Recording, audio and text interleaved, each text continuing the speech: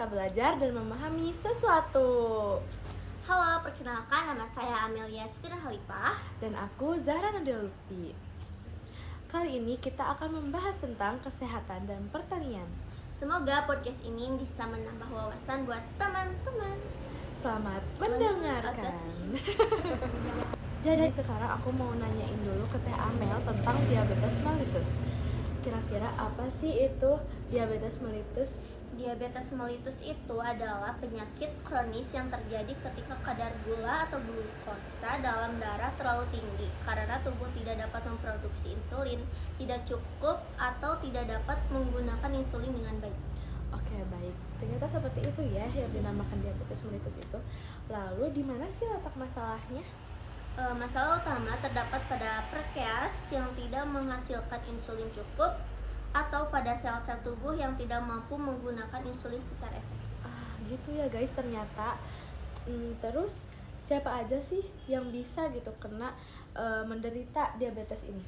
Terutama orang yang memiliki riwayat keluarga diabetes dan orang yang kelebihan berat badan atau obesitas, orang yang kurang aktivitas fisik, dan lansia usia di atas 45 tahun.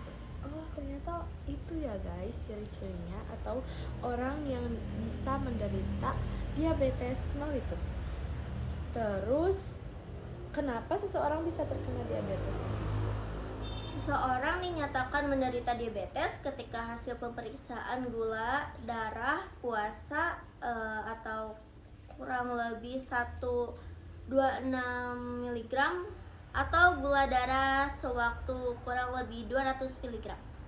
Oh, itu ya alasan kenapa seseorang bisa terkena diabetes. Terus bagaimana sih cara mencegah atau mengelola diabetes ini? Cara mencegahnya adalah mengatur pola makan sehat, rajin berolahraga, menjaga berat badan ideal, dan menghindari makanan manis berlebihan dan rutin cek kesehatan. Oh gitu ya. Oke guys, ternyata itu loh yang dinamakan diabetes mellitus itu. Sekarang gantian Teh Amel yang mau membahas tentang penyakit DBD. Oke. Nah, sekarang giliran aku yang bertanya ke Teteh Zahra. Apa tuh pertanyaannya Teh? Ini Teh, apa saja faktor utama yang memengaruhi naik turunnya kasus DBD dari tahun 2016 sampai 2025? Jadi faktor-faktor yang mempengaruhi DBD ini selain itu adalah faktor iklim, lingkungan, faktor biologis, dan juga bahkan faktor sosial ekonomi. Musim hujan yang datang lebih awal atau berlangsung lebih lama menciptakan lebih banyak tempat potensial bagi nyamuk untuk berkembang biak. Seperti genangan air pada barang bekas dan tempat penampungan air yang tidak tertutup. Jadi kalian kalau ada genangan air itu harus dibuang. Tidak boleh disimpan. Yes. Terlalu lama. Yes. Dan di mana wilayah dengan kasus DBD tertinggi di Indonesia antara tahun 2016 sampai 2025? Berdasarkan data hingga pertengahan tahun 2025, Jawa Barat merupakan provinsi dengan laporan kasus demam berdarah tertinggi di Indonesia secara akumulatif dengan laporan mencapai 67.000 kasus secara nasional hingga pertengahan 2025. Sebagian besar berasal dari provinsi ini. Ternyata banyak ya. Nah, kapan pemerintah mengeluarkan kebijakan baru terkait pencegahan DBD dalam rentang waktu tersebut? Nah, pemerintah Indonesia tidak mengeluarkan kebijakan tunggal yang sama sekali baru dalam rentang waktu yang tadi sebutkan. Namun, lebih kepada penegasan kembali dan sosialisasi intensif dari strategi yang sudah ada, terutama Strategi Nasional Dengue 2021 sampai 2025, melalui beberapa surat edaran dan kampanye di awal 2024 dan 2025.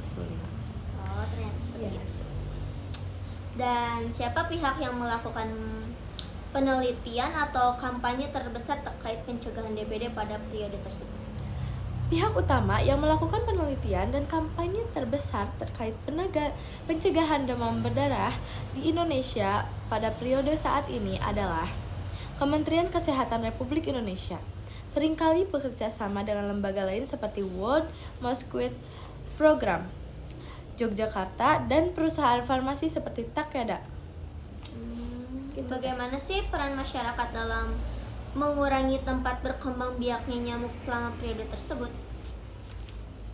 Partisipasi aktif masyarakat seringkali diwujudkan melalui program pemberantasan sarang nyamuk dengan gerakan 3M+T. Yang pertama, menguras tempat-tempat penampungan air seperti bak mandi, ember, tempat minum, penampungan air kulkas, dan lain sebagainya. Juga yang kedua, menutup rapat semua tempat penampungan air seperti drum, kendi, perun air, agar nyamuk dewasa tidak dapat masuk dan bertelur. Dan yang ketiga, mendaur ulang atau menyingkirkan barang-barang bekas yang dapat menampung air hujan seperti ban bekas, botol plastik, kaleng, dan berpotensi menjadi sarang nyamuk. Nah guys, jadi kita harus melakukan 3M itu ya untuk menghindari adanya penyakit DBD. Ya, betul banget guys. Ya. Oke guys, setelah selesai kita membahas tentang kesehatan, yaitu tentang diabetes dan DBD, selanjutnya kita akan membahas tentang pertanian. Pertama-tama aku pengen nanya dulu nih ke Teh Amel tentang budidaya brokoli. Oke Teh, apa sih yang dimaksud budidaya brokoli ini? Jadi budidaya brokoli adalah kegiatan menanam, merawat, dan memanen tanaman brokoli untuk tujuan konsumsi atau penjualan. Oh gitu ya Teh? Oke Teh, selanjutnya Oke Teh, siapa sih yang paling diuntungkan dari hasil panen brokoli? Jadi yang diuntungkan dari hasil panen brokoli adalah petani, pedagang sayuran, dan konsumen karena mendapat sayuran sehat dan bergizi. Oh gitu ya Teh? Iya. Benar juga sih, karena brokoli itu adalah sayur yang bergizi guys. Terus di mana sih lokasi ideal untuk menanam brokoli ini? Di daerah daratan tinggi atau pegunungan dengan suhu sejuk sekitar 18 atau 23 derajat Celcius, misalnya di Puncak, Lembang, Dieng, dan Malang. Oh gitu ya Teh. Jadi brokoli ini tuh lebih cocok kalau ditanamnya tuh di dataran yang tinggi kayak puncak-puncak gitu ya guys. Ya. Oke, terus selanjutnya, kapan sih penghasilan brokoli terbesar dari tahun 2015 sampai tahun 2025 ini? Jadi produksi brokoli biasanya meningkat saat musim hujan karena kondisi tanah dan cuaca mendukung, dan puncak permintaan tinggi saat akhir tahun dan hari raya. Secara umum meningkat dari tahun ke tahun karena permintaan pasar meningkat. Gitu ya Teh. Iya. Lalu, kenapa sih Teh brokoli lebih cocok ditanam di daerah yang sejuk? Karena brokoli adalah tanaman subtropis yang tumbuh suhu rendah agar batang dan bunganya tumbuh besar dan berkualitas. Jika terlalu panas, brokoli cepat rusak dan gagal tumbuh. Jadi gitu ya Teh, alasan kenapa brokoli lebih cocok ditanam di tempat yang sejuk. Lalu, bagaimana sih cara memanen brokoli yang benar? Cara memanen brokoli yang benar adalah dipanen ketika bunga padat dan kompak. 2. Dipotong menggunakan pisau tajam sekitar 10 atau 15 cm di bawah kepala bunga, dan panen dilakukan pada pagi hari agar tetap segar. Oh, jadi gitu ya Teh. Oke guys, pertanyaannya sudah habis tentang budidaya brokoli. Selanjutnya sekarang Teh Amel yang bakal nanya sama aku. Oke guys, jadi sekarang aku mau bertanya lagi sama Teteh Zahra tentang penanam kopi. Oke, Teh, Teteh langsung Zahra, aja. Apa tuh? apa sih tantangan utama yang menghadapi petani kopi selama periode 2016 sampai 2025? Tantangan utama yang dihadapi petani kopi adalah perubahan iklim, serangan hama dan penyakit tanaman, fluktuasi harga jual kopi, serta keterbatasan akses teknologi dan pasar Teh. Oh, terus ternyata seperti itu ya Teh. Iya.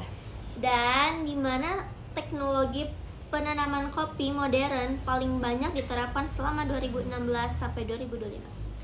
Penanaman kopi modern paling banyak diterapkan di wilayah penghasil kopi besar di Indonesia seperti Aceh, Sumatera Utara, Sumatera Selatan, Lampung, Jawa Barat, Jawa Timur, Bali, dan Sulawesi Selatan Teh. Ternyata banyak juga ya. Iya, termasuk Jawa Barat loh. Dan kapan pemerintah atau lembaga pertanian mulai memperkenalkan program peningkatan kualitas penanaman kopi dalam periode tersebut? Pemerintah mulai memperkenalkan program peningkatan kualitas dan teknologi secara intensif sekitar tahun 2017 melalui pelatihan budidaya modern, bantuan bibit unggul, dan pendampingan petani. Oke. Terus siapa kelompok petani atau organisasi yang memimpin peningkatan produksi kopi?